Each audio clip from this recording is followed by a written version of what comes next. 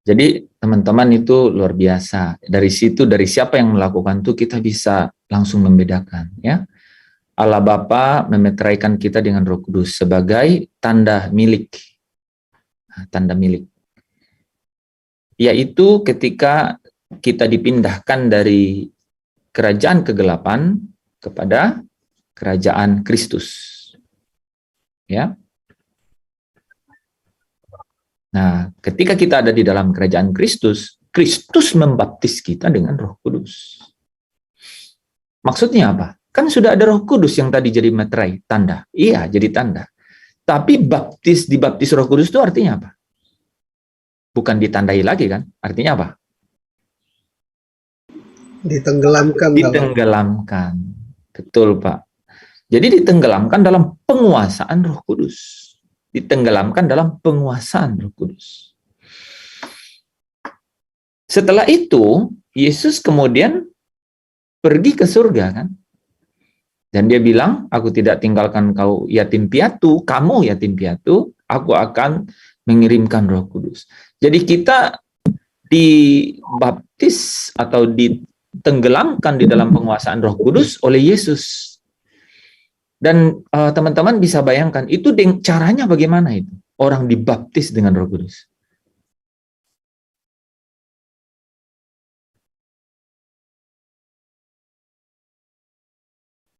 Ya, dari definisinya kan, suatu kejadian atau suatu pengalaman orang percaya, kan gitu ya. Satu kejadian atau suatu pengalaman orang percaya, di mana mereka, yaitu mereka adalah umat pilihan, ditenggelamkan dalam penguasaan Roh Kudus. Terus kata-kata lanjutnya apa? Yang membawa orang percaya berjalan dalam roh dan hidup dalam pimpinan Roh Allah. Oke, berhenti di situ kan? Nah, jadi rupanya satu pengalaman yang membawa orang berjalan, satu pengalaman yang membawa orang dipimpin gitu dalam roh. Jadi realitasnya apa? Realitasnya apa itu? Orang dibaptis dengan Roh Kudus atau ditenggelamkan dalam penguasaan Roh Kudus? Hidup seirama dengan Roh Kudus. Ada Hidup tanda-tanda seirama. Itu seirama kan dia dipimpin. Tapi dibaptis itu apa? Dia ditenggelamkan di dalam penguasaan Roh Kudus. Realitasnya adalah dia haus akan kebenaran. Realitasnya dia akan haus kebenaran. Seperti orang dibaptis dengan air, ya, dibaptis dengan air. Ketika dia ketika dia dibaptis dengan air, maka realitasnya adalah dia punya komitmen untuk hidup baru kan. Cara dan gaya hidup baru. Dia punya komitmen, kerinduan untuk cara hidup baru gitu. Dia bilang, aku mau baru, cuman barunya belum tahu mau apa. Mau, tapi belum tahu caranya bagaimana. Nah, orang yang ditenggelamkan dibaptis dengan Roh Kudus, dia jadi memiliki kehausan akan kebenaran. Kebenaran. Dia ingin terus, ya, dia ingin mencari terus akan kebenaran itu.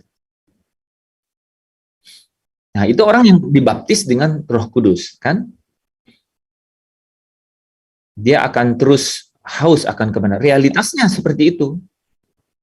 Jadi ada orang yang kemudian karena dibaptis Roh Kudus, maka dibaptis itu ditenggelamkan sehingga dia dalam penguasaan Roh Kudus. Realitasnya yang benar-benar kita bisa lihat itu dia memanifestasikan karunia Roh Kudus itu. Dan karunia pertama yang kita bisa lihat itu karunia apa? Kalau orang dibaptis dengan Roh Kudus. bahasa roh. Apakah betul orang dibaptis langsung berbahasa roh? Jadi Kisah Para Rasul 2 berkata, berilah dirimu, Petrus berkata, berilah dirimu dibaptis dalam nama Tuhan Yesus, ya, supaya kamu dapat menerima karunia roh, katanya, ya, karunia roh. Nah, di dalam ayat 38 ya, bertobatlah hendaklah kamu masing-masing memberi dirimu dibaptis dalam nama Tuhan Yesus Kristus untuk pengampunan dosa, maka kamu akan menerima karunia Roh Kudus. Nah, karunia pertama yang kita terima apa, saudara? Karunia iman, kan? Tahu ya? Salah satu karunia adalah karunia iman. Orang dibangkitkan imannya, walaupun ingat saya katakan saya, walaupun dia belum baca Alkitab, imannya langsung muncul. Bisa lah, ternyata itu realitas. Dia dapat karunia, dia beriman, percaya sama Tuhan, percaya, tahu Tuhan Yesus siapa, belum baca Alkitab. Ya? Kasih tahu saya kan, tapi dia percaya, pokoknya percaya. Saudara pernah ketemu, ya, selesai dia dibaptis air, dia sungguh-sungguh berapi-api, dia percaya. Nah, pada saat dia percaya, dia dimeterai, Allah meterai dia dengan tanda milik, dia dipindahkan. Dan pada saat yang bersamaan bisa terjadi, tetapi tidak selalu terjadi bahwa kemudian Yesus membaptis dia dengan Roh Kudus. Pasti ada tanda karunia yang paling mungkin yang terjadi adalah dia karunia imannya bangkit. Gitu. Bahkan sering ketemu orang begitu. Orang yang bilang, ikutlah Yesus. Ya, teman-teman yang kalau lihat orang-orang yang benar-benar dari seberang gitu ya, orang yang sudah dewasa dan kemudian dibaptis, itu mereka bisa berapi-api loh imannya. Saya mau bilang itu iman masih buta sebenarnya, karena dia tidak berdasar pada pengertiannya mengenai kebenaran tuh. Nah, dia punya karunia itu, manifestasinya ada. Ya, ada yang karunia-karunia lain, ya. Ada yang karunia-karunia lain. Tiba-tiba, dan itu juga sering kita lihat, tiba-tiba dia bisa menyembuhkan orang. Karunia kesembuhan. Yang sering kita dengar, berbahasa roh, gitu ya. Dia berbahasa roh, ya. Kasih mula-mula kapan? Nah, kasih mula-mula itu terjadi ketika kamu percaya, kamu dimeterai. Ya, ketika kamu percaya, kamu dimeterai. Nah, menjadi milik Allah. Di situ dia berjumpa dengan Allah dalam hatinya, ya. Makanya hatinya percaya, dia berjumpa dengan Allah dalam hatinya. Nah, itu kasih mula-mula, kasih yang tidak bisa dipisahkan. Kalau ditanyain rasanya gimana, pokoknya lega gitu. Pokoknya saya merasa ringan gitu. Saya merasa ada sesuatu yang mengisi ruang, mengisi hati saya. Jadi dia merasa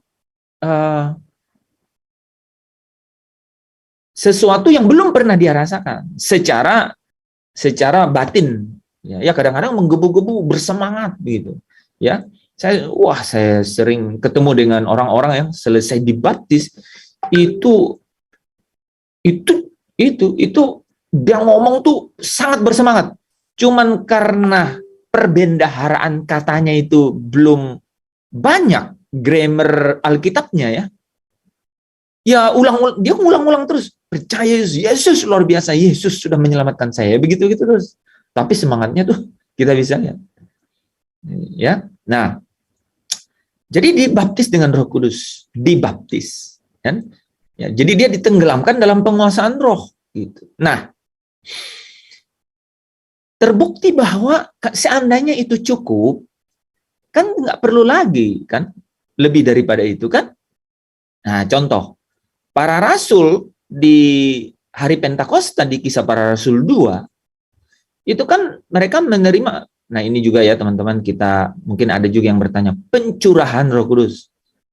Jadi pencurahan Roh Kudus itu sudah terjadi di Kisah 2 Pentakosta. Jadi kalau kita sekarang mau bicara mengenai Roh Kudus, yang Roh Kudus sedang kerjakan sekarang itu bukanlah dicurahkan, tapi memenuhi kita. Karena Roh Kudus itu ada di dalam kita. Gitu. Jadi yang dia kerjakan sekarang adalah memenuhi kita.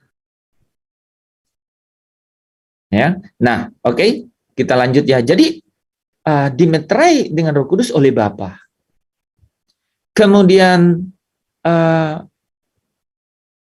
setiap orang percaya yang sudah dimeterai oleh Bapa itu, mereka kemudian ditenggelamkan lebih lagi oleh Yesus. Itulah baptisan Roh Kudus, ya, baptiso, ditenggelamkan dalam penguasaan Roh Kudus. Sehingga mereka jadi apa yang menjadi, mereka mencari kebenaran, ya, mereka mendapat karunia-karunia untuk kemudian mencari kebenaran, ya. Nah, ketika dia mencari kebenaran, ya, ketika dia mencari kebenaran, orang yang kemudian sudah ditenggelamkan dalam penguasaan Roh Kudus, itu punya respon terhadap baptisan ini. Ada respon, karena apa? Dia ditenggelamkan dalam penguasaan. Dia punya respon. Ada yang menolak, tadi malam kita bahas ya. Ada yang merespon secara maksimal dan ada yang merespon secara tidak maksimal. Gitu. Oke. Nah, orang yang merespon terhadap baptisan Roh Kudus atau penguasaan Roh Kudus ini, itu akan mengalami yang namanya diperlengkapi dengan Roh Kudus. Pleroo atau pleto. Dan itulah kata asli dari dipenuhi Roh Kudus. Jadi apa? Dilengkapi. Kok dilengkapi? Terhadap apa, Pak, dilengkapinya? Terhadap baptisan yang sudah terjadi. Terhadap penenggelaman dalam penguasaan Roh Kudus yang sudah terjadi. Bisa ikuti ya? Dimeterai, kasih tanda, terus ditenggelamkan dalam penguasaan, kemudian diperlengkapi. Makanya diperlengkapi itu terjadi apa? Berulang-ulang. Terus-menerus. Oke, Bu Mona, bagus. Berkesinambungan atau terus-menerus dan berulang-ulang. Ada dua kata ya. Nah, itu berbeda itu. Jadi berkesinambungan itu artinya apa? Yang Pak Lepri sering bilang, progresif. Itu berkesinambungan namanya. Jangan orang berulang-ulang tuh gini. Dosa curi, minta ampun. Terus dosa curi, minta ampun. Jatuh lagi. Dosa curi, itu namanya bukan berkesinambungan. Itu namanya jalan di tempat gerak. Gitu. Itu makanya pekerjaannya berkesinambungan terus-menerus dan berulang-ulang. Nah, berulangnya ini adalah untuk suatu kualitas untuk menjadi mulia. Jadi berulangnya itu untuk menerima kemuliaan yang semakin besar. Oke? Nah, kita lanjut yang ketiga kan. Dipenuhi Roh Kudus atau dilengkapi dengan Roh Kudus, itu adalah pekerjaannya Roh Kudus itu sendiri. Nah, untuk apa? Untuk membawa saudara masuk lebih dalam lagi. Nah, disinilah kalau saudara pernah melihat ya, ada karunia untuk ada karunia-karunia yang kita peroleh, di mana kita bisa menafsirkan bahasa roh, gitu, ya. Kemudian ada orang yang berdoa dalam rohnya. Paulus katakan, ketika aku berdoa dengan akal budiku, aku tidak berdoa, dia bilang ini, ketika aku berdoa dengan rohku, aku tidak sedang berdoa dengan akal budiku. Jadi, kalau kita berdoa dengan roh, maka akal budi kita itu tidak mengerti. Contoh nih, orang berbahasa roh. Orang yang berbahasa roh itu, orang yang akal budi, berbahasa roh dalam bahasa aslinya itu berbahasa lidah. Jadi lidah yang mengeluarkan kata-kata. Bukan seperti orang berkata-kata secara normal. Kalau orang berkata-kata secara normal gimana? Pikirannya yang tahu kata-kata itu dan diucapkan lidahnya. Benar kan? Misalnya gini, Pak Lepri tolong dibesarkan volume suaranya. Itu kan dari sini. Tapi orang berbahasa lidah atau berbahasa roh dalam terjemahan Alkitab bahasa Indonesia, itu adalah lidahnya yang berkata lidahnya yang berkata-kata dan sumber kata-katanya dari lidahnya. Nah, gitu. Artinya tidak bisa dipelajari dan nggak bisa dipola. Gitu. Berbahasa lidah, speaking in tongues. Gitu.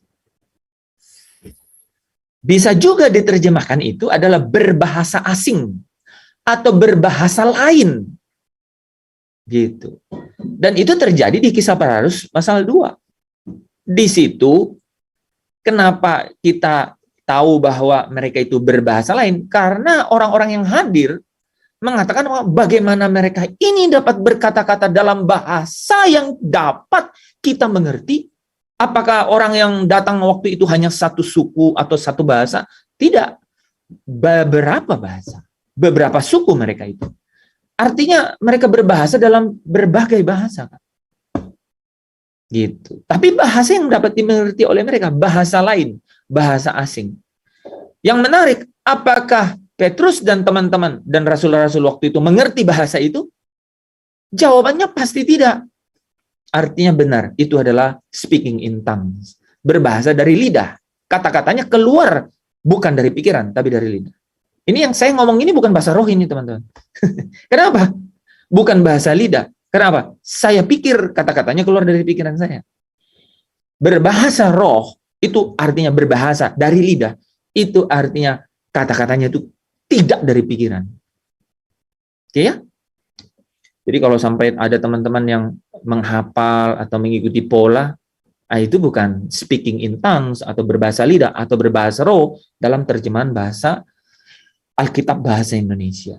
Nah, jadi Roh Kudus yang memenuhi kita setiap hari, setiap saat. Bagaimana cara Roh Kudus memenuhi kita? Tadi malam kita udah jelaskan ada 3 caranya. Gimana? Sorry, ada 2 ya. Ada 2.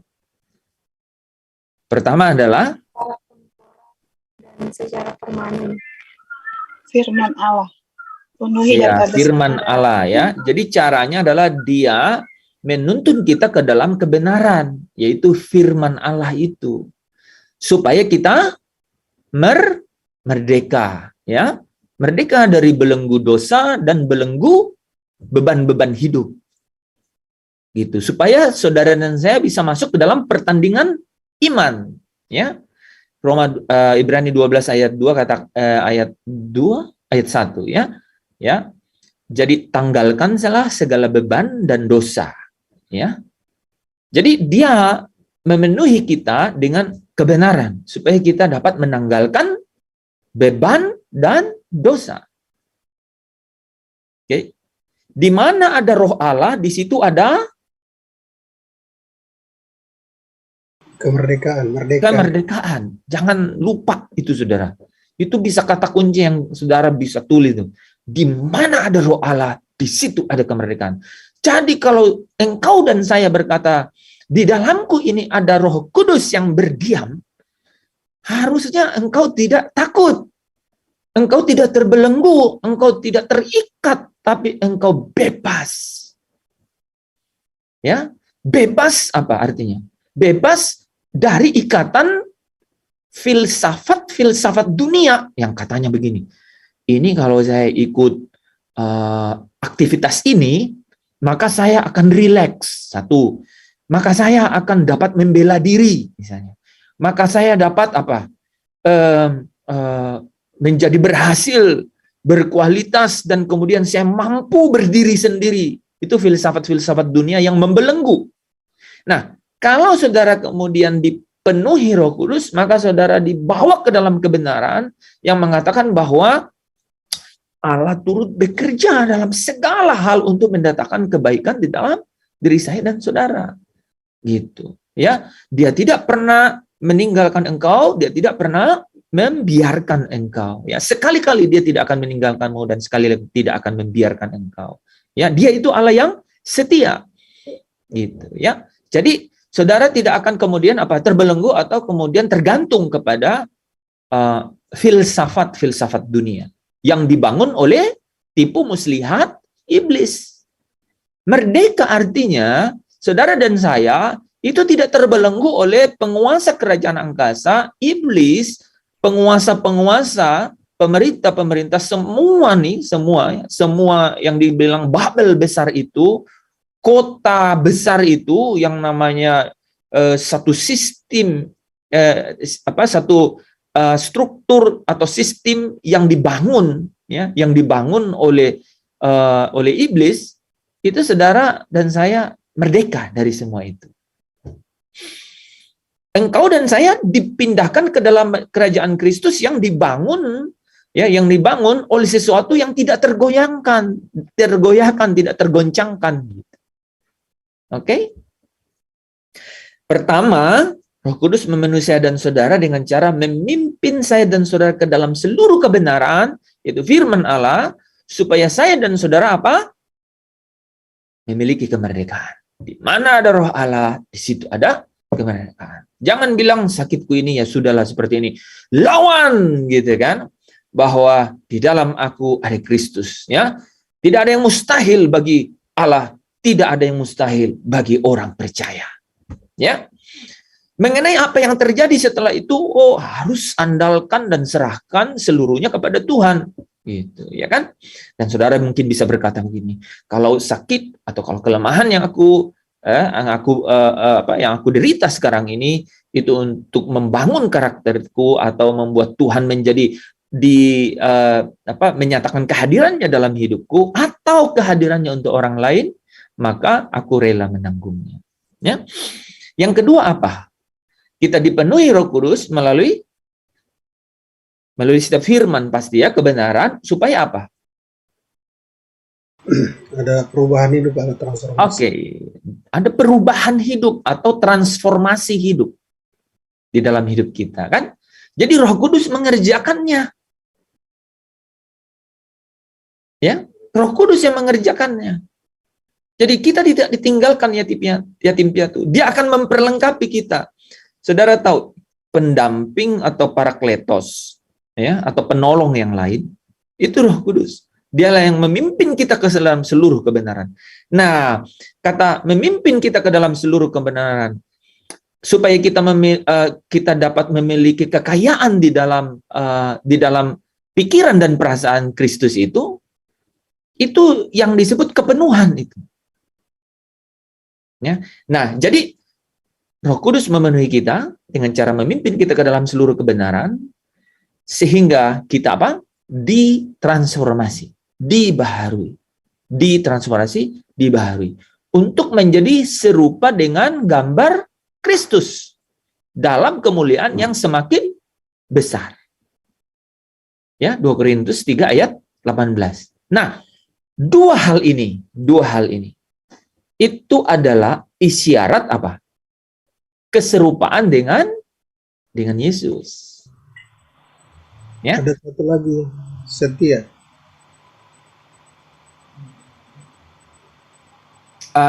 Itu ini Pak, itu adalah bagaimana kita membangun, bagaimana kita itu nanti. Jadi gini, bagaimana kita dipenuhi oleh Roh Kudus? Jalannya adalah kita itu dipimpin oleh Roh Kudus. Kan kita tadi pembahasannya siapa yang memeterai dengan kita dengan Roh Kudus? Allah Bapa. Siapa yang membaptis kita dengan Roh Kudus? Yesus Kristus. Siapa yang memenuhi kita dengan Roh Kudus? Roh Kudus itu sendiri yang melengkapi kita. Dengan apa? Dengan kebenaran. Dialah yang memimpin kita ke dalam kebenaran. Untuk dua hal. Untuk membuat kita merdeka, terlepas dari belenggu. Di mana ada Roh Allah, di situ ada kemerdekaan. Yang kedua adalah mentransformasi hidup kita. Ya kan, mengubah kita untuk menjadi serupa dengan Yesus dalam kemuliaan yang semakin besar. Ya, Roma 12 ayat 2, 2 Korintus 3 ayat 18, ya kan? Nah, kedua hal ini itu adalah isyarat, adalah satu paralel untuk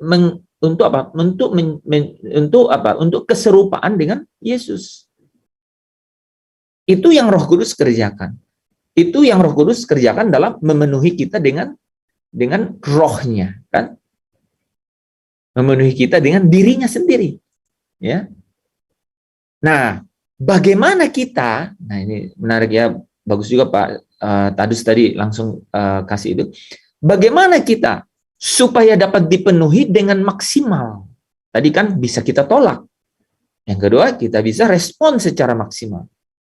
Caranya adalah memperhatikan kapasitas diri. Ya kan? Nah, bagaimana saudara dan saya memperhatikan kapasitas diri saya dan saudara? Nah, kan ada 3 hal. Yang pertama adalah punya hubungan atau bergaul karib dengan ya. Yang pertama adalah membangun hubungan karib, ya. Membangun hubungan karib, semakin intim dan bergaul dengan Bapa, ya. Yang kedua adalah apa yang kedua? Memenuhi database kita dengan firman Allah. persekutuan. Bukan. Oh, persekutuan. Menjaga kekudusan hidup. Saudara akan punya kapasitas untuk dipenuhi. Karena dia adalah Roh yang kudus. Bapa bilang, kuduslah kamu karena aku kudus. Dan dia adalah rohnya Bapa, Roh Kudus. Ya, saudara semakin menjaga kekudusan, yakinlah kapasitas itu jadi besar. Tinggal nunggu aja langsung. Jadi kita mau dipakai itu kita yang seberapa kapasitas kita, seberapa banyak saudara dipenuhi Roh Kudus, itu responnya kita. Gitu. Roh Kudus bekerja memenuhi kita, melalui membawa kita ke dalam kebenaran. Tapi seberapa banyak, seberapa besar itu kita. Nah, bagaimana kita mempersiapkan kapasitas itu? Hubungan dengan Bapa. Yang kedua, menjaga kesucian hidup. Yang ketiga, setia mengiring Tuhan Yesus. Mantap kali ya. Jadi kesetiaan ya.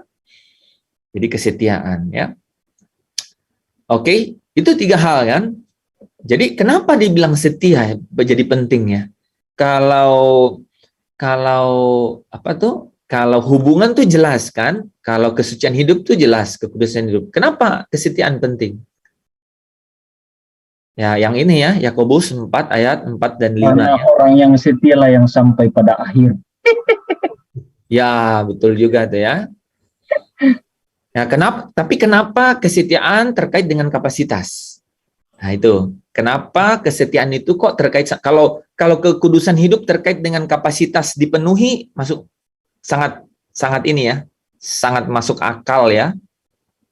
Benar kan? Karena dia ada Roh Kudus, semakin kudus ya dia ada di situ. Nah, kaitannya dengan kesetiaan apa? Ya, yang Yakobus 4 ayat 4 dan 5 itu. Dia bilang, "Hai kamu orang-orang tidak setia."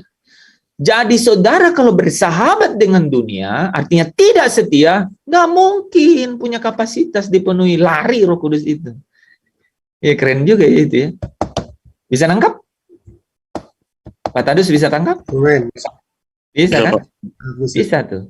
Jadi orang yang tidak setia, itu artinya, orang yang tidak setia dengan Allah, itu artinya setia dengan dunia. Itu Yakobus 4 ayat 4 itu bilang, "Hai kamu orang-orang yang tidak setia, bukankah persahabatan dengan itu permusuhan dengan Allah? Jadi, kalau kamu membangun persahabatan dengan dunia, kamu adalah musuh Allah." Itu kata-katanya. Kalau nggak keras sekali. Benar nggak, saudara? Nggak, benar, ini beneran, ini serius. Saya nggak mengartikulasi dan memformulasi berlebihan. Sangat benar. Itulah ayat itu memang kayak begitu. Jadi dia mau berkata mengenai permusuhan dengan Allah itu mulai dengan kata-kata, "Hai kamu orang-orang tidak setia." Gitu. Jadi orang yang bersahabat dengan dunia itu artinya dia tidak setia dengan Allah. Dan itu kapasitasnya, aduh, bisa bayangkan. Kesetiaan di sini tuh ke Allah aja tuh Ke Allah, dia perjelas tuh Bu, di kalimat terakhir dia bilang, "Jadi tahukah kamu, persahabatan dengan dunia itu kamu menjadikan dirimu musuh." Jadi saya juga bayangkan kenapa kata-katanya nggak dibalik ya, persahabatan dengan Allah gitu kan? Enggak, dibuatnya itu negatif gitu, namanya negatif imperatif. Hai kamu orang-orang tidak setia. Gitu. Ya. Enggak, maksudnya gini loh Pak, pertanyaan saya, konteks setia itu, kesetiaan tadi itu hanya kepada Allah kah, atau kesetiaan itu yang ada di kita tuh juga ke orang lain kah, atau kepada siapapun gitu, apa hanya ke Allah aja gitu? Iya, ngerti maksudnya. Bu Esther tahu nggak? Kalau engkau tidak membenci ibumu, ayahmu, saudara-saudaramu, bahkan nyawamu sendiri, engkau tidak bisa mengikut Yesus. Jadi dia mau bilang bahwa setia itu hanya kepada Allah. Dia mau bilang begini, jangan urusin bagaimana saya mengatur engkau setia dengan keluargamu, setia dengan saudaramu. Jangan ngatur saya. Setia saja saya dengan saya dulu gitu. Mirip kan, masa Yesus kurang akal bilang, kalau engkau tidak membenci bapamu, ibumu, saudara-saudaramu, laki-laki dan perempuan, bahkan nyawamu sendiri, engkau tidak dapat mengikut aku. Engkau tidak dapat mengikut aku. Apa Tuhan kurang logis mikirnya Tuhan Yesus? Enggak, dia cuma mau bilang begini. Kalau engkau cinta kasihnya itu sungguh-sungguh hanya kepada saya atur dirimu untuk dapat memposisikan dengan benar bagaimana engkau dengan keluargamu, bapamu dan ibumu, bagaimana engkau dengan saudara-saudaramu, aku yang atur. Jangan khawatir mengenai kualitasku itu. Kayak kita gini nih. Carilah Tuhan. Tuhan adalah prioritas. Terus kita bilang begini, ya nggak juga kali. Kan kita juga perlu makan dan minum. Ada persis pertanyaan orang tuh begitu, Bes. Orang, bener nggak orang nih?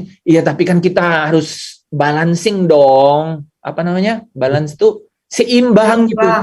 Tuhan mau bilang, jangan ajarin gue seimbang tuh. Enak aja. Kita sudah belajar di surga. Dia mau bilang begitu. Ikut aku dulu, aku yang atur posisimu dengan semua yang lain. Itulah imannya Abraham. Dan kalau ngomong-ngomong iman, jadi ingat chatnya dengan Nabuasa. Pasti. Jadi kadang-kadang kita bilang orang beriman itu kan pikiran kita. Salah kita sendiri bilang asumsi orang beriman. Maybe not, ya kan? Gitu. Kan? Jadi Tuhan menarik sekali di Yakobus 4 itu. Ya, dia tegas dan saya lihat konsisten sekali loh, ya. Ya, teman-teman perhatiin enggak ya? Tuhan tuh firman tuh konsisten. Black or white, bukan black and white. Kadang-kadang ada orang black and white, enggak. Black or white. Hitam atau putih, kan gitu. Memang begitu. Ayat ini juga paralel dengan 1 Yohanes 15 ya. Coba baca, Pak. Oh iya, cintakan dunia ya. Janganlah kamu mengasihi dunia dan apa yang ada di dalamnya. Jikalau orang mengasihi dunia, maka kasih akan Bapa tidak ada di dalam orang itu. Itu hampir-hampir kadang-kadang tuh agak stuck gitu ya. Aduh, kok begitu banget gitu ya. Tapi konsisten terus. Konsisten. Dan itu kalau saudara mau bawa dalam realitas dinamika hidup bermasyarakat setiap hari, orang tuh ngomong gini, ya gereja-gereja, persekutuan, terus firman, baca Alkitab, kita kan harus seimbang. Itu yang sering saudara dengar. Tapi Tuhan bilang, jangan ajarin gue seimbang ya. Gitu. You ikut aku yang posisikan dirimu dengan semua itu. Dia mau bilang gini, malaikat gue banyak. Ya, untung dia nggak bilang cut, maksudnya malaikat maju semua ke depan kan, biar Bu Esther nih lihat kau, walaupun kau roh kan. Jadi kira-kira kan benar loh. Bukankah ini yang jadi pergumulan kita? Termasuk saya. Kadarnya aja kita beda-beda. Ada yang masih satu drum, nah, kayaknya saya segelas inilah ya, nggak terlalu banyak lah ini kan. Begitu loh, jujur saya maunya begitu, tapi nggak tahu juga seperti apa ya. Saya juga berjuang dan berusaha untuk benar-benar bilang apa itu lagunya kok udah lupa kita ya, yang apa ya tuh lagu-lagu apa engkau satu-satunya apa na na na na na na na na na na Satunya yang Yang pandalkan. andalkan gitu ya. Satu-satunya yang... Bukan yang lagu-lagu IWC itu. Oh, Engkau gairah hidup. Iya, itu tuh. engkau Itu Yandri ya. gairah Hidupku satu-satunya ya Bapa. Ah, coba. Udah coba. Ya kan? Itu kan terjemahan bebas dalam bentuk lirik dan melodi. Dalam. Ya, coba. Saudara, kalau saudara bisa sampai berkata, tadi gimana Yandri? Engkau gairah hidupku. Engkau gairah hidupku, satu-satunya ya Bapa. Dalam segala hal, segala perkara. Coba udah letakin semua di meja. Ya kan? Tiada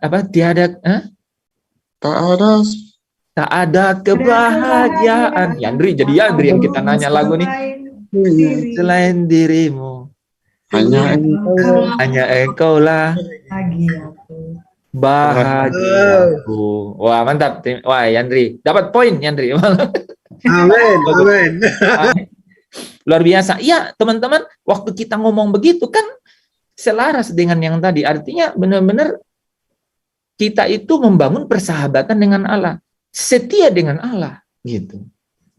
Nah, itu akan apa? Akan membuat kapasitas kita semakin dapat dipenuhi. Saya nggak bilang semakin besar kan, semakin dapat dipenuhi oleh Allah oleh Roh Allah yang tidak terbatas. Saudara bisa terjamin sendiri kan, besar atau maha besar itu, atau mega, besar atau mega itu kan.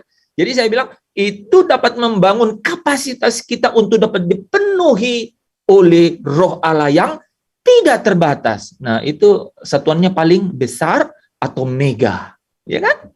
Atau abundantly, meluap. Abundantly itu bukan. Abundantly itu meluber gitu loh, Pak. Meluber kan ya, melimpah keluar, kan? Gitu. Kan dimensinya jadi itu. Kan dimensi ukurnya itu. Ya, jadi bahasanya benar-benar tuh out of the box, ya. Out of this world maksud saya.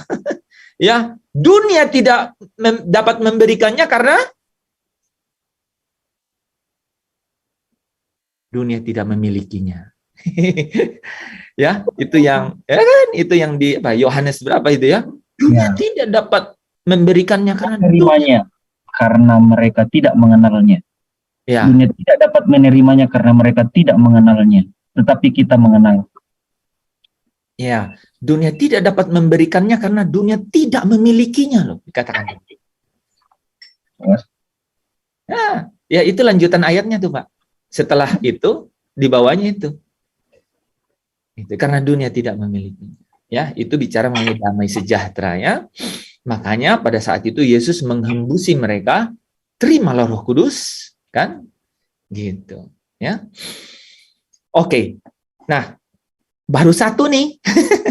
Sudah jam 21.24. Tapi kan sangat basic dan mendasar. Amin nggak? Amin. Ya. Amin. Sekarang saudara bisa, wah, gue dimeterai oleh Bapa. Bapa kenal aku. Kemudian di dalam Kristus baptis aku, menenggelamkan aku dalam penguasaan Rohnya yang kudus. Dan sekarang katanya aku pergi ke surga, kata Yesus, tapi aku tinggalkan kau yatim piatu. Sekarang ada Roh Kudus yang berdiam di dalam aku dan terus melengkapi aku. Sekarang bagaimana respon aku? Tergantung aku, kapasitas aku untuk dipenuhi oleh Rohnya yang tidak terbatas itu. Dengan cara membangun hubungan yang semakin intim, ya, dan bergaul dengan dia, kan? Yang kedua, kekudusan. Hidup karena aku kudus, kamu harus kudus. Yang ketiga, menjadi orang-orang yang setia. Karena orang yang setia dengan Allah, itu artinya dia tidak setia dengan dunia. Artinya tidak bersahabat dengan dunia. Artinya dia itu sahabat Allah. Kapasitas kita pasti akan semakin dipenuhi, dapat dipenuhi oleh Roh Kudus yang tidak terbatas. Oke?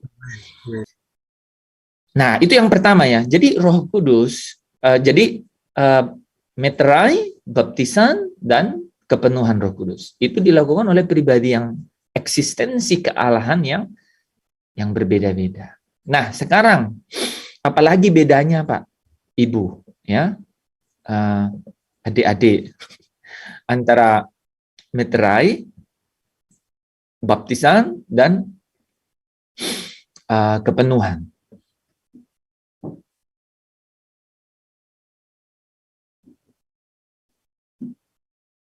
Oke, jadi yang kedua, karena saudara diam, itu artinya saudara sedang tidak mood berbicara atau mikrofonnya termute. Yang kedua adalah dimeteraikan Roh Kudus itu terjadi sekali. Kapan itu?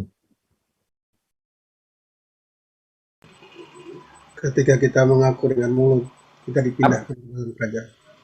Efesus 1 ayat 13. 13. Yaitu apa tuh berarti? Kapan kita dimeterai? Ya, itu penting. Kapan kita dimeterai? Kapan kita dimeterai? Bukan saat dibaptis itu ya Pak? Baptis air? Coba baca Efesus 1 Kita ayat jadi dalam 13. Kristus, Pak. Di dalam Dia kamu juga, karena kamu Jangan baca Minarti. Kapan orang dimeterai? Jawab, kapan orang dimeterai Roh Kudus? Dari ayat Nanti saya sambungkan dengan jawabannya Bu Tati tapi. Ketika kita diinjilkan di kerajaan maut. Ketika kita percaya. Injil kebenaran. Ketika kita percaya, ya bacanya Efesus 1:13 bilang apa? Ketika kamu percaya, kamu dimeterai dengan Roh Allah, kan? Nah, coba Minarti baca potongan itu coba. di dalam Dia kamu juga, karena kamu telah mendengar firman kebenaran, yaitu Injil keselamatanmu. Di dalam Dia kamu juga, ketika kamu percaya, dimeteraikan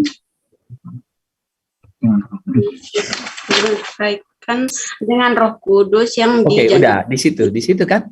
Ketika kamu percaya, dimeteraikan dengan Roh Kudus. Penggalan kata itu benar-benar memberikan kita jawaban. Nah, nyambung dengan yang Bu Tati jawab. Ketika kamu percaya itu kapan? Itu mengaku dengan mulut, percaya dalam hati. Yaitu ketika kita dibaptis. Sorry, jangan ke situ dulu ya. Hati-hati ya. Yaitu ketika kita lahir baru atau ketika kita itu mati kan? Ya, mati sebagai tanda pertobatan. Nah, kalau ketika itu terjadi dan bersamaan dengan kita dibaptis air, ya itulah dia. Tapi jangan dibalik. Karena ada orang-orang yang dibaptis dengan Roh Kudus tapi belum dibaptis air. Makanya rasul-rasul itu malah kasih tahu mereka kan, karena kamu sudah dibaptis Roh Kudus, sekarang pergi kamu dibaptis dengan air dalam nama Tuhan Yesus. Bisa saja. Kan itu kan itu kan lambang kematian atau sebagai tanda pertobatan gitu.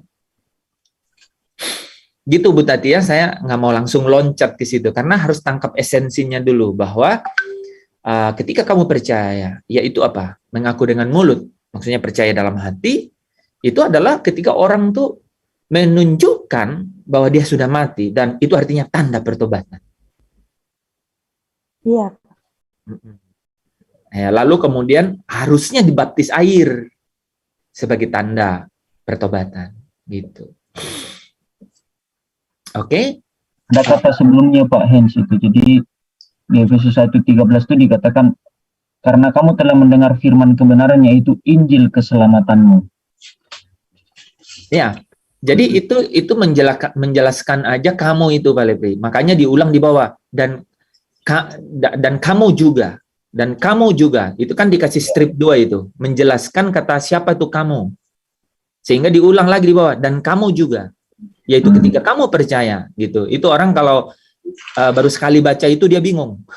Tapi perhatiin, dan kamu juga diulang. Tapi ada 2 strip 2 kan? Yaitu Injil keselamatan kebenaran. Itu menjelaskan siapa itu kamu. Nah, baru lanjut kan?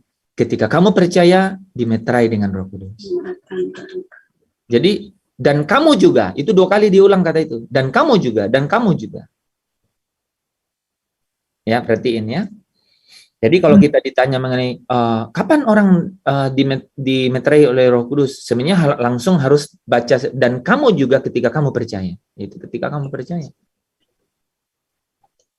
Nah, oke. Nah, sekarang kapan orang dibaptis Roh Kudus?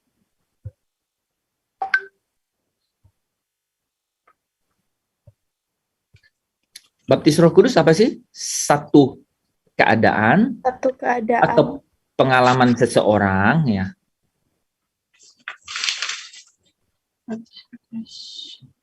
Suatu keadaan atau Pengalaman orang percaya, ya kan? Jadi orang yang dimeterai,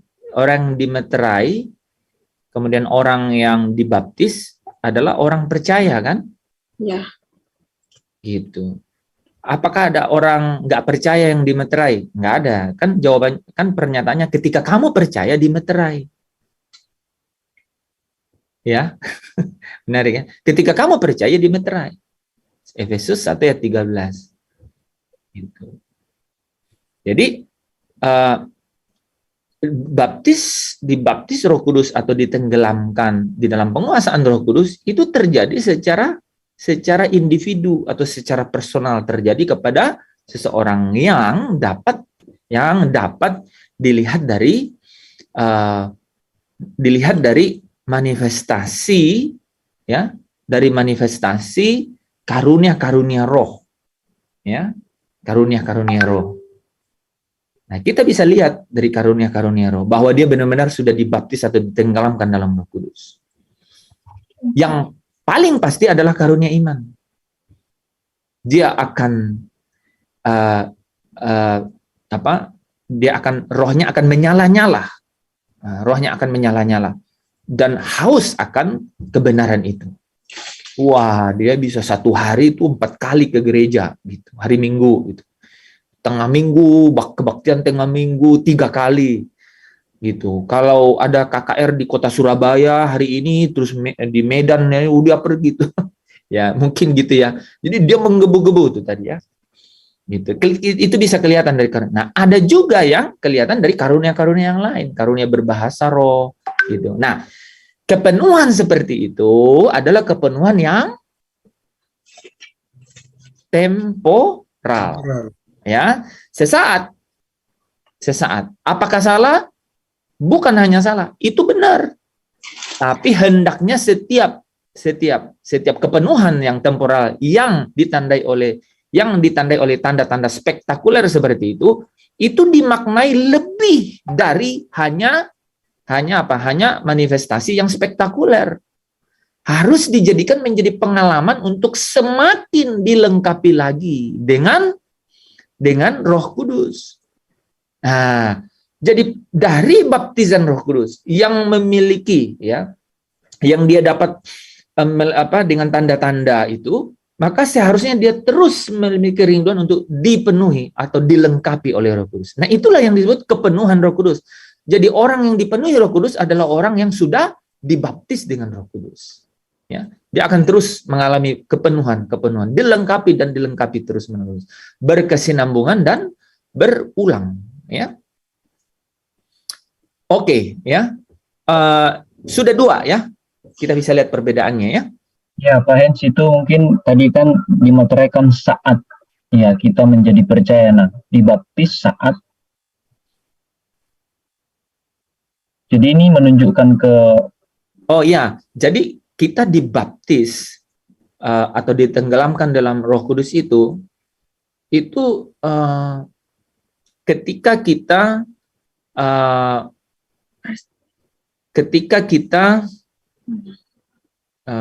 jadi kita dimeteraikan ketika kita percaya. Kita dibaptis dengan Roh Kudus itu ketika kita sudah pindah ke dalam kerajaan Kristus. Jadi ketika kita percaya, itu kita dipindahkan ke dalam kerajaan Kristus. Kita dimeteraikan. Ketika percaya, kita dimeteraikan, ditandai, pindah ke dalam kerajaan Kristus. Seketika itu, kita juga dibaptis dengan Roh Kudus. Oke?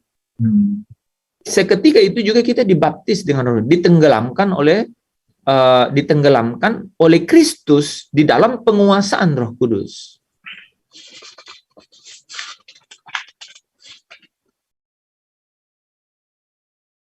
Apakah ada orang yang dimeterai kemudian belum dibaptis Roh Kudus, gitu misalnya kan? Ya, itu menarik itu. Jawabannya itu ada. Jawabannya itu ada. Nah, dalam keadaan apa? Pada saat hari Pentakosta belum terjadi. Nah, tetapi setelah Pentakosta terjadi, hari pencurahan Roh Kudus, yaitu janji Bapa yang di Yoel 2 ayat 28 sampai 29, itu kan dicuplik juga, dikutip juga di Kisah Para Rasul 2 kan? Gitu. Petrus bilang, "Ingatkah kamu akan janji Bapa itu, bahwa Dia akan mencurahkan Roh-Nya?" Ketika itu terjadi, Pentakosta itu dicurahkan itu untuk selama-lamanya sampai sekarang, ya, walaupun ada teman-teman yang memiliki pengertian pencurahan kedua, pencurahan ketiga, pencurahan terakhir gitu ya. Tapi secara umum Lembaga Alkitab Indonesia menafsirkan bahwa ya pencurahan itu terjadi di situ. Sekali itu janji Yoel 2 ayat 28-29 kan. Nah, jadi sejak saat itu setiap kali orang yang dimeterai oleh Allah itu ketika dia percaya, maka dia dibaptis dengan Roh Kudus. Kenapa? Roh Kudus sudah dicurahkan. Tetapi sebelumnya itu bahasanya itu dalam bijaksananya Allah. Apakah kemudian, karena teman-teman saya belum jelasin ya, bahwa bahkan Adam itu dibaptis Roh Kudus oleh Tuhan Yesus. Wah, itu ya nanti kita bahas itu ya. Itu jadi proses ini sebenarnya adalah proses yang sudah permanen sejak awal gitu. Karena tidak mungkin ini menarik. Tidak mungkin orang dapat menerima kemuliaan ya yang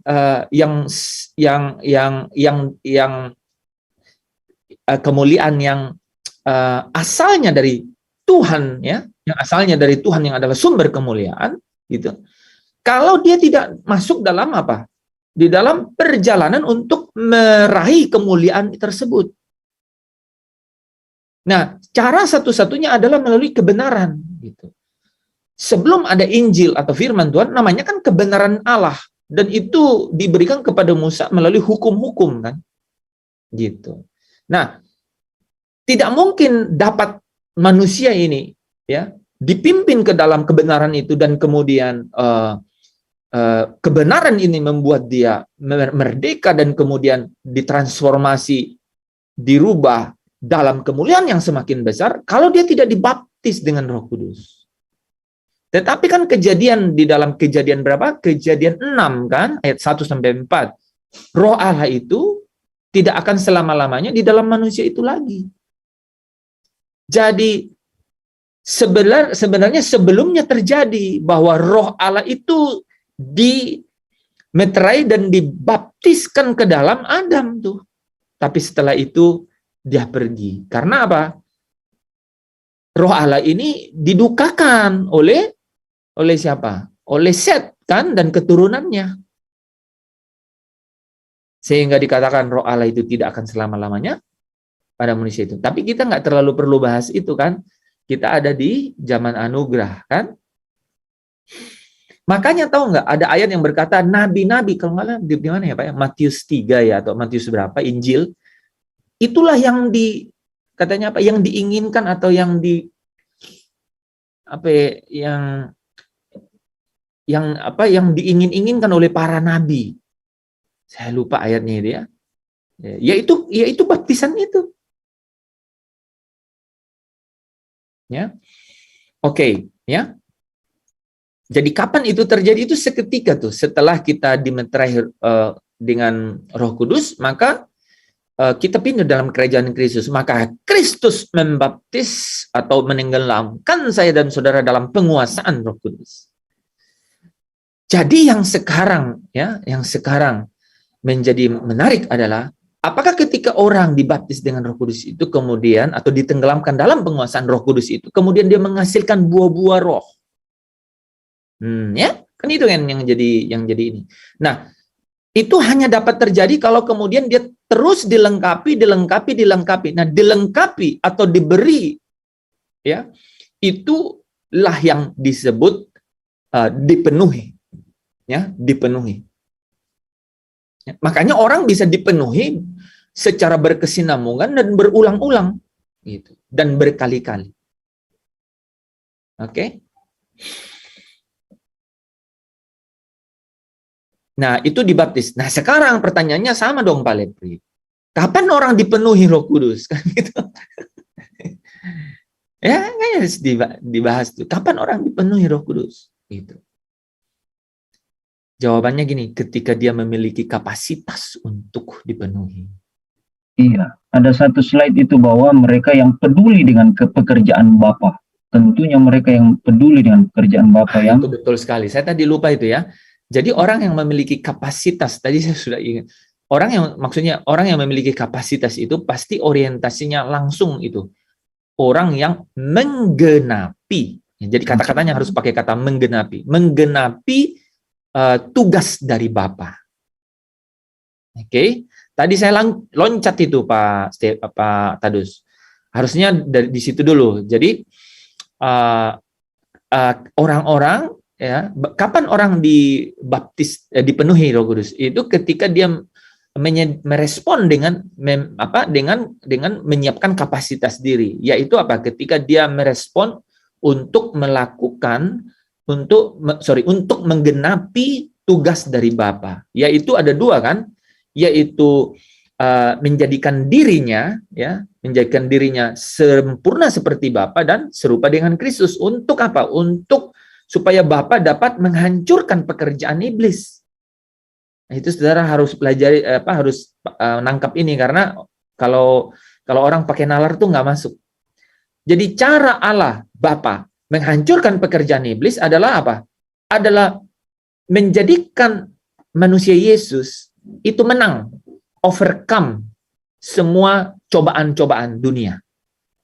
Dan akhirnya dibilang dialah yang sulung di antara banyak saudara dan saya yang ikut Yesus. Saudara dan saya yang ikut Yesus ini harus menjadi seperti dia, serupa dengan Yesus. Nah, orang yang serupa dengan Yesus itu sempurna seperti Bapa. Ya, itu melalui kita menghancurkan. Yang kedua adalah melalui kita dia bekerja untuk menjangkau orang-orang lain, ya, yang Bapa ingin supaya datang juga kepada dia. Itulah penginjilan, itulah pekerjaan pelayanan di dalam jemaat. Oke? Ya, itu tadi loncat ya. Dari situ baru kemudian membangun diri kita jadi serupa, itu baru masuk itu Pak Tadus tadi, bahwa Roh Kudus kemudian memenuhi kita dengan cara memimpin kita kepada kebenaran dengan merdeka, di mana Roh Allah ada kemerdekaan dan mentransformasi hidup kita membaharui. Nah, ini adalah isyarat keserupaan dengan Yesus. Gitu.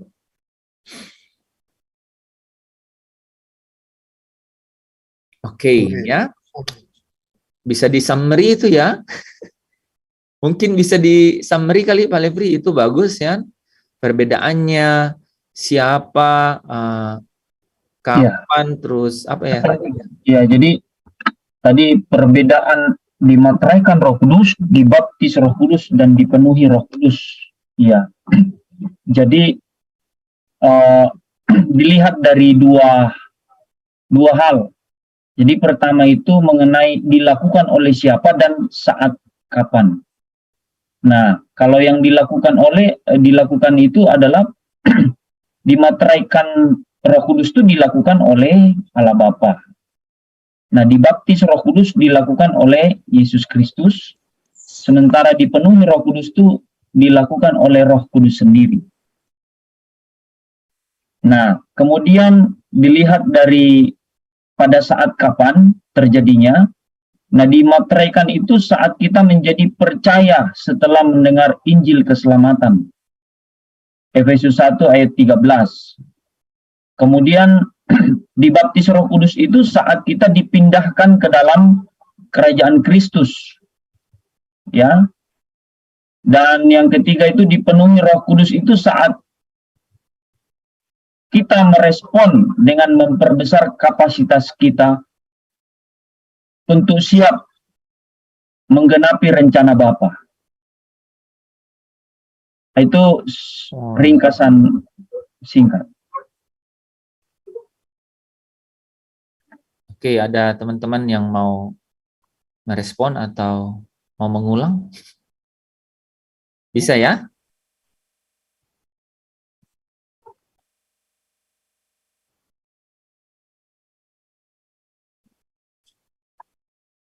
Bisa? Tidak bisa, Pak. Belum bisa.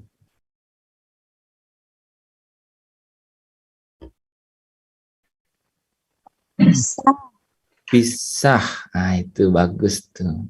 Sebenarnya itu bisa digabung ya, teman-teman, bahwa dimateraikan Roh Kudus itu saat kita menjadi percaya setelah mendengar Injil keselamatan dalam Efesus 1 ayat 13 yang dilakukan oleh Bapa. Bisa langsung digabung ya. Kemudian dibaptis Roh Kudus itu saat kita dipindahkan ke dalam kerajaan Kristus yang dilakukan oleh Yesus Kristus sendiri. Nah, dipenuhi oleh Roh Kudus saat kita merespon dengan memperbesar kapasitas kita untuk memenuhi dan melakukan rencana Bapa yang dilakukan oleh Roh Kudus itu sendiri. Nah, itu digabung, itu bisa langsung. Oke, kita ada beberapa menit, jadi bagus nih ya. Tadi kan sudah lengkap tuh. Nah, sekarang kita coba ini ya. Kita coba lihat satu dimensi yang lain ya.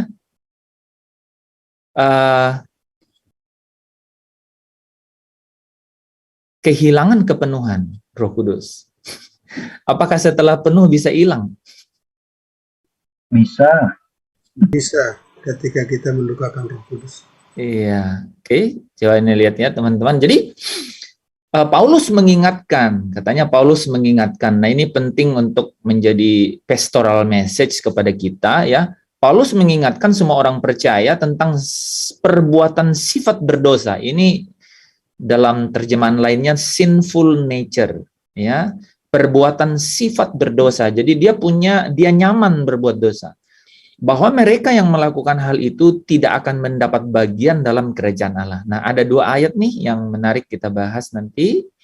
Ya, lagi pula ya di dalam ayat 21-nya, mereka yang melakukan hal-hal demikian katanya apa? Tidak akan mendapat bagian dalam kerajaan Allah atau tidak akan mendapat bagian dalam kehadiran dan kepenuhan Roh Kudus.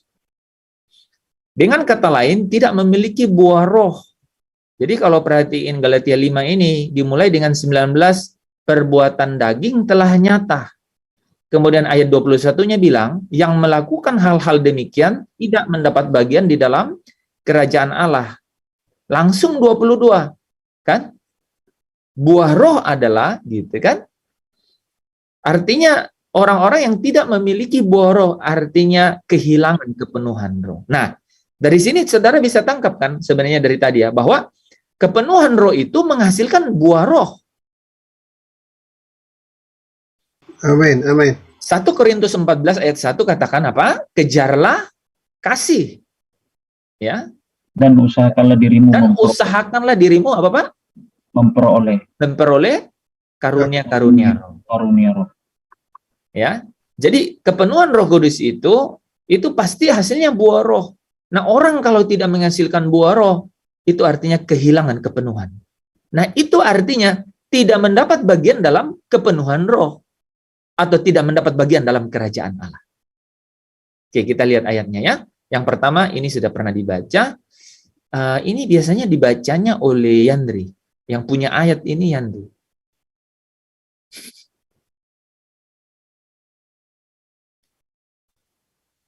Tapi Galatia. Oh, oke. Galatia pasal 5 ayat 19 sampai ayat yang ke-21. Perbuatan daging telah nyata, yaitu percabulan, kecemaran, hawa nafsu, penyembahan berhala, sihir, persertuan, perselisihan, iri hati, amarah, kepentingan diri sendiri, percideraan, roh pemecah, kedengkian, kemabukan, pesta pora, dan lain sebagainya. Terhadap semua itu, kuperingatkan kamu seperti yang telah kubuat dahulu, bahwa barang siapa melakukan hal-hal demikian, ia tidak akan mendapat bagian dalam kerajaan Allah. Haleluya. Coba kita bandingkan dengan Efesus 5 ayat 3 sampai 7. Yandri, tunjuk siapa yang baca. Adifani. Oke, Fani.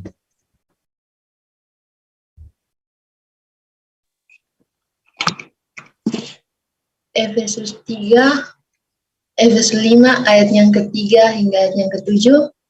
Tetapi pencabulan dan rupa-rupa kecemaran atau keserakahan disebut saja pun jangan di antara kamu, sebagaimana sepatutnya bagi orang-orang kudus. Demikian juga perkataan yang kotor, yang kosong atau yang sembrono, karena hal itu tidak pantas.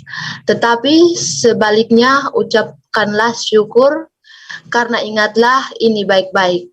Tidak ada orang sundal, orang cemar, atau orang serakah.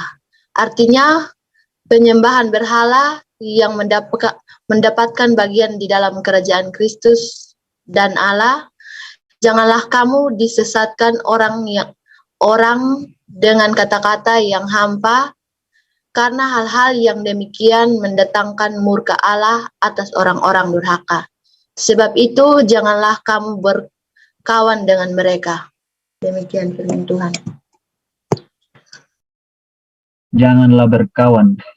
Terima kasih, Fani. Kata yang Jangan paling berkawan. Menarik, Pak. Hah?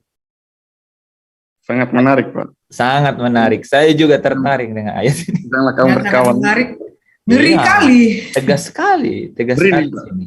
Tegas banget di sini, Yandri. Tegas, teman-teman ya, tegas. Kita suruh orang dengan berkawan dan tersinggung. Dia bilang firman Tuhan yang bilang tuh, janganlah berkawan. Tapi ada yang menarik di sini, teman-teman. Ini. Tadi kalau ayat yang sebelumnya itu bilang bahwa tidak mendapat bagian dalam kerajaan Allah. Satu doang ya. Iya, Pak. Kalau ini Kristus dan Kerajaan Allah. Kristus dan Allah. Kristus dan Allah. Nah, saudara bisa bayangkan kan? Kita tadi udah bahas kan, kerajaan Kristus itu di sini. Kita udah dipindahkan ke dalam kerajaan Kristus. Dan orang yang ada dalam kerajaan Kristus itulah yang menerima baptisan Roh Kudus dan kepenuhan Roh Kudus. Saudara, kalau ini semua tidak akan dapat baptisan Roh Kudus, tidak akan dapat kepenuhan Roh Kudus. Itu yang bisa kita ambil loh dari ayat ini. Ya. Tidak ada orang sendal cemar atau serakah, artinya penyembah berhala, yang mendapat bagian dalam kerajaan Kristus. Oke, ya. Jadi Paulus mengingatkan itu. Nah, ya.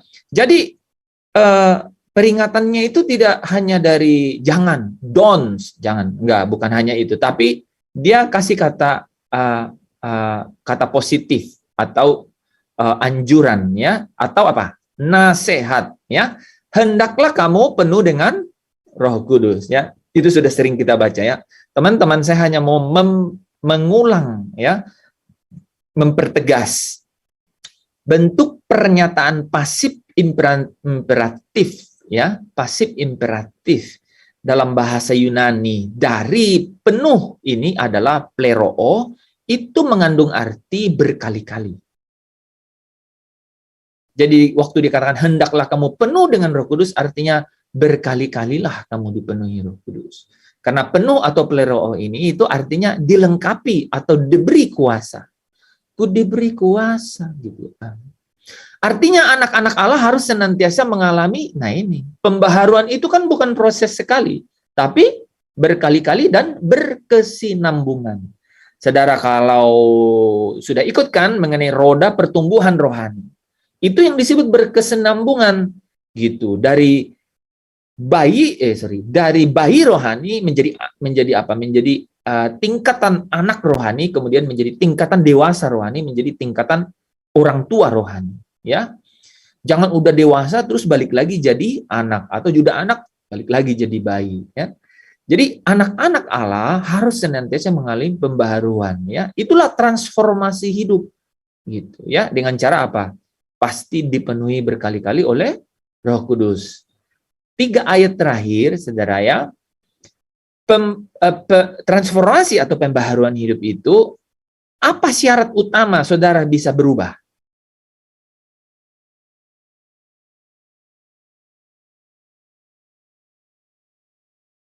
Apa yang menjadi syarat atau hal yang kita harus lakukan untuk bisa berubah?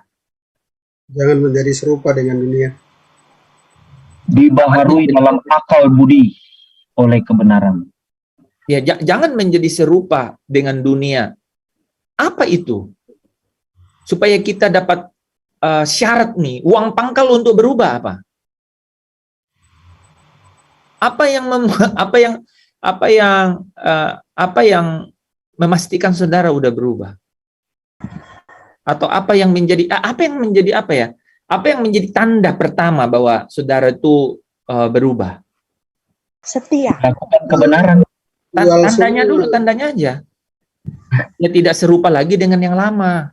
Menyukai gaya hidup yang baru. Tapi apa yang memperlihatkan bahwa kita berubah? Ya tidak sama yang lama kan? Tidak sama lagi dengan yang lama. Yang lama gitu. Nah itu sebenarnya artinya tidak serupa dengan yang lama. Atau yang lama itu kalau di dalam Alkitab didefinisikan apa? Dunia kan?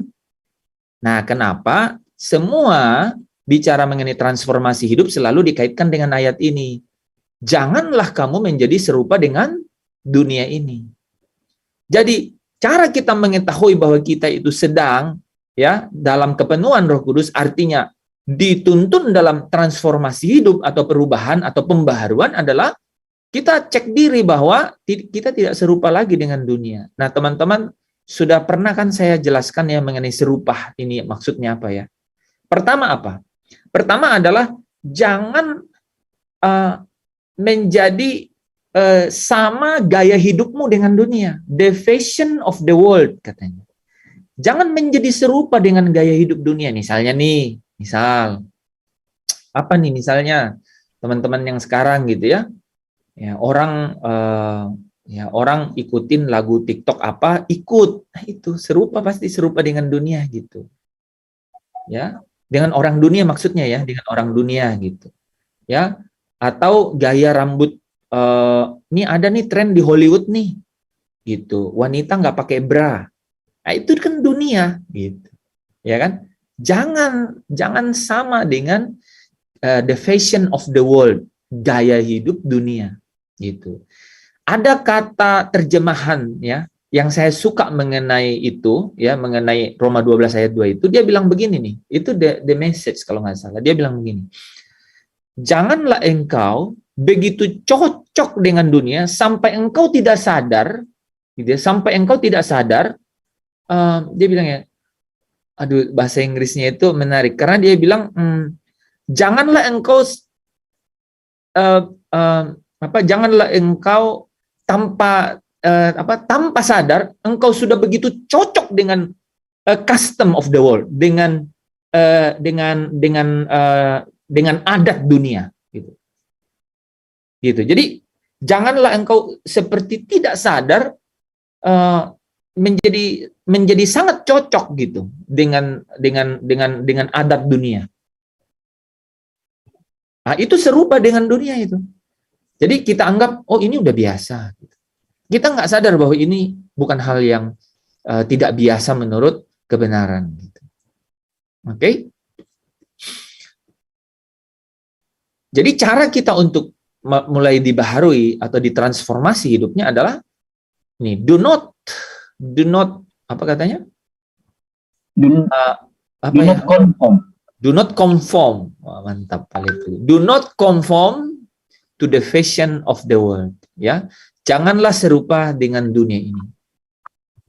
Ya, jadi gampang nih ini teman-teman ya. Gimana sih Pak berubah? Nggak usah jauh-jauh, itu Alkitab ajarin. Sebelum dia bilang berubahlah oleh pembaruan budimu, itu langsung kata-kata ini pertama. Gitu, ya. Itu kalau kita sambungkan dengan Yakobus 4 ayat 4 tadi, itu juga sangat, dan apa tadi Pak? 1 Yohanes 2 ayat 15 ya. Jadi kalau kau mengasihi dunia, kasih akan Bapa itu tidak ada dalam dirimu. Tidak ada. Wah, saya juga ngukur-ngukur tuh ya. Ini kayak apa ya kadarnya gitu ya, kita dibilang tidak punya kasih akan dunia, terus karena dibilang kasih Bapa tidak ada dalam dirimu gitu. Oke.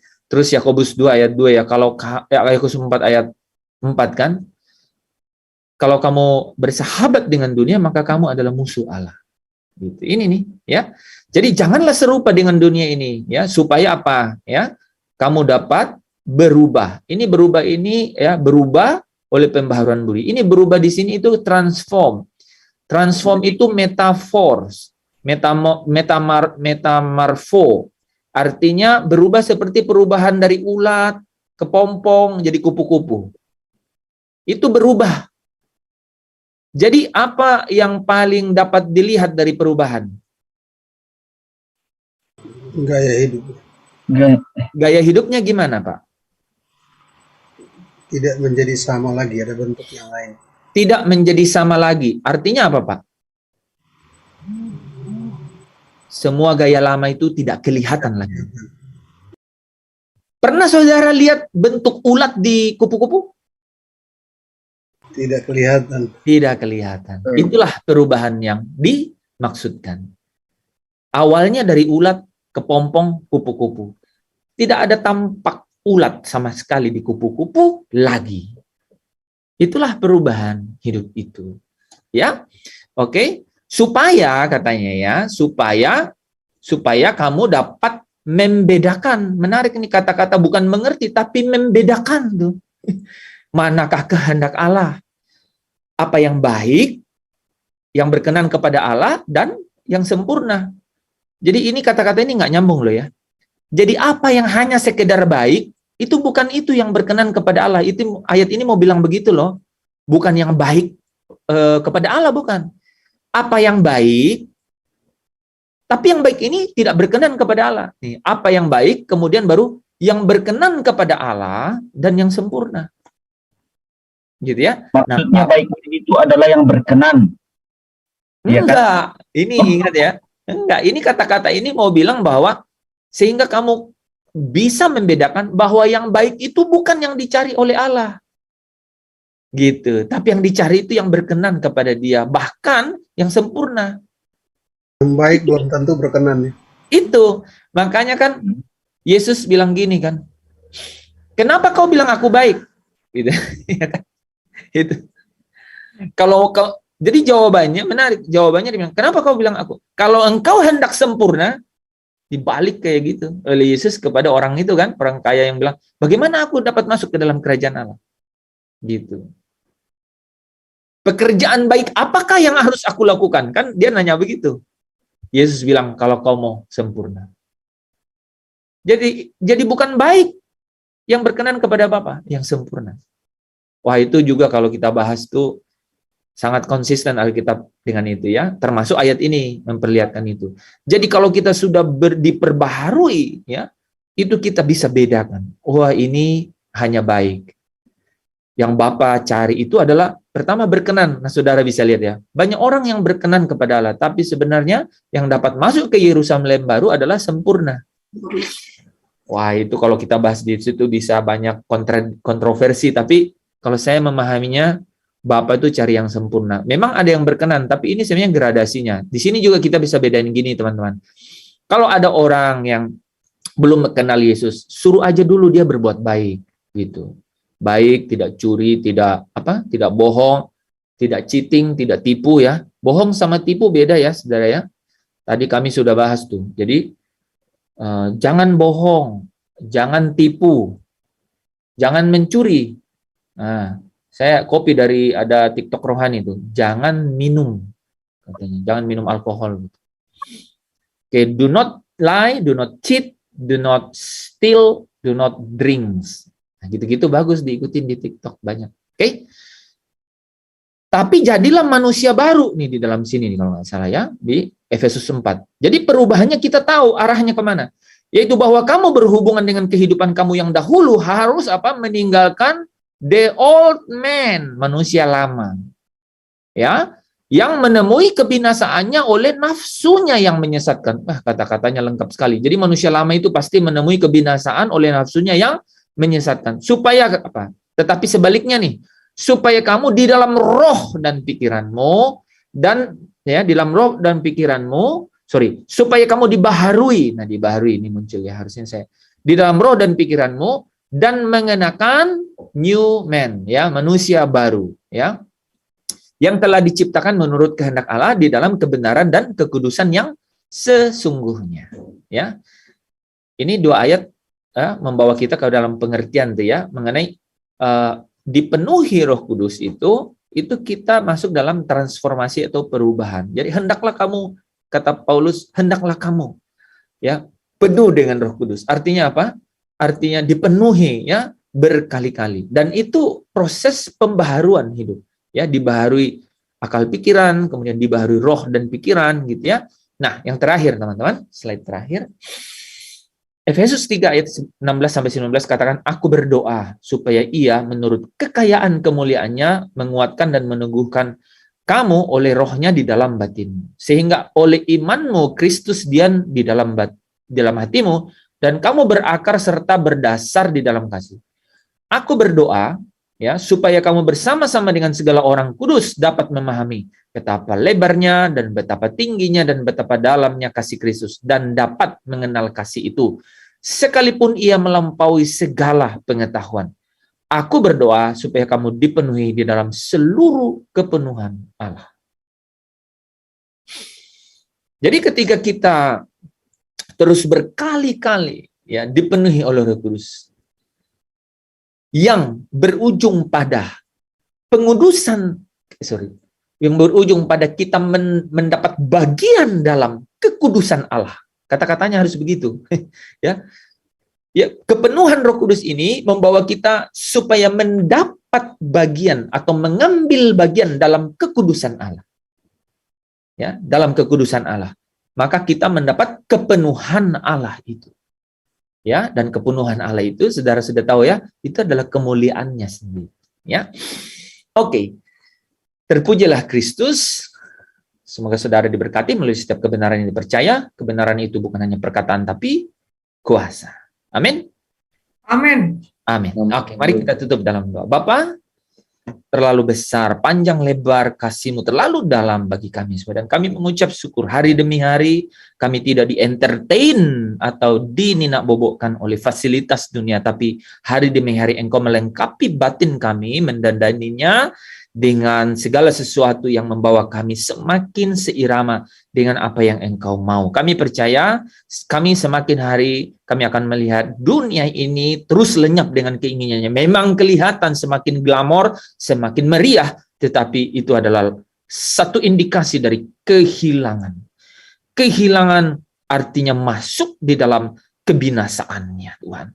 Dan itu juga memberikan kami satu tanda bahwa akan semakin jelas perbedaan antara orang-orang yang sungguh-sungguh mengikut Tuhan dan yang menolak Tuhan. Bapa, terima kasih Engkau memberi kami, mendandangi batin kami Tuhan dengan seluruh kebenaran ini, supaya kami kuat di tengah-tengah masa-masa akhir ini. Hari-hari yang pendek ini, hari-hari yang penuh dengan yang jahat ini. Kami boleh tetap di dalamnya memiliki pengharapan, yaitu bahwa satu hari nanti kami sungguh-sungguh akan melihat, sekarang masih samar-samar, tapi satu hari nanti kami akan melihat kemuliaan-Mu yang tak terbatas itu di dalam kerajaan-Mu. Satu kerajaan yang tidak dapat digoncangkan, di mana kami akan bersama-sama tinggal dengan Bapa selama-lamanya. Terima kasih Bapa untuk semua rancangan yang mulia ini di dalam hidup kami. Orang-orang yang Engkau sudah tebus. Bapa, kami datang dengan berkat, kami akan berpisah dari sini dengan berkat-Mu. Izinkan hamba mengucapkan janji berkat ini kepada setiap umat-umat-Mu di dalam Zoom Fellowship ini. Kiranya berkatnya Abraham, Yakub, Ishak juga turun dan melimpah dalam hidup mereka. Allah memberkati engkau dan menyinari engkau dengan wajah. Allah menghadapkan wajahnya kepadamu dan memberi engkau kasih karunia. Allah Bapa di dalam persekutuannya dengan Roh Kudus, Rohnya sendiri akan menuntun, menyertai, menolong, menghibur engkau mulai hari ini. Di dalam cinta kasih Yesus Kristus akan terus memberkati engkau. Allah memberkati engkau dan keluargamu. Allah memberkati engkau dengan apa yang engkau usahakan dan pegang di dalam kekudusan. Diberkati Tuhan.